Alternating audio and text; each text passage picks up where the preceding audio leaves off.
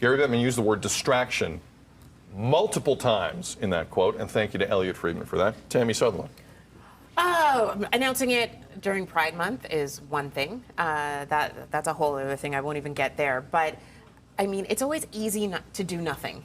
It's always easy just to step back and say, you know what, forget about it. We're getting too much criticism on this end or that end. We're done. What is the hardest thing to do is to actually stand up and have your voice heard. And it just sounds like the NHL continuously takes the easy way. Yep. And decides that they're just not going to advocate for anyone. We're going to stay neutral when, unfortunately, staying neutral is not going to help further the cause, whether it's about pride, whether it's about racism, whatever it may be. Even like on Cancer Night, really? Go on. I'm still trying to process this, Lindsay. Yeah, it's so disappointing. And it's honestly kind of disgusting. I mean, like you said, Tam, to release this during Pride Month, but I always say, like, even as an artist, you know, we have a platform and you can choose to speak your feelings or not speak your feelings, but choosing to not speak your feelings is also saying a statement of something.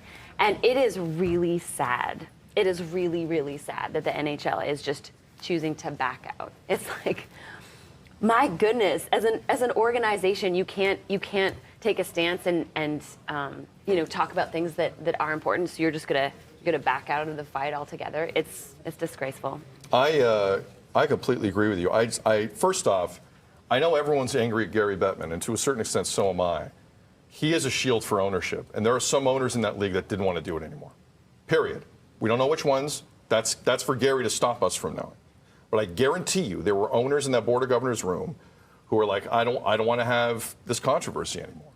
But to go the extra length and knock out all the other days as well is honestly, it's cowardly. There's no other word to say it. It is cowardly, and this league, if it weren't for Canadian broadcasters, this league would have been broke 30 years ago.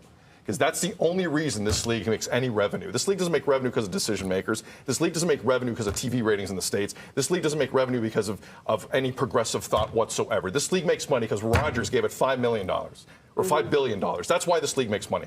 That stuff is prevalent in the National Hockey League. That's how they think. That's how they roll. It's a small organization run by small people. And to do this in Pride Month is absolutely stunning. But part of me is actually glad, because this league doesn't deserve to say hockey is for everyone. This league doesn't deserve to go down that road. And if I were them, I'd pull out of Pride Nights completely, because this league's not ready for this. Homophobia and transphobia are running rampant in that league. It's pretty obvious. This league's not ready for that. So I'd say back up even further. No Pride Nights. Toronto Blue Jays know how to get it done. When there's an issue, they deal with it. This league has no idea what it's doing. None. I would pull back even further, but that's just one person's opinion. Twitter's going to be filled with takes on this. Go ahead. Have at it. But that's our thoughts.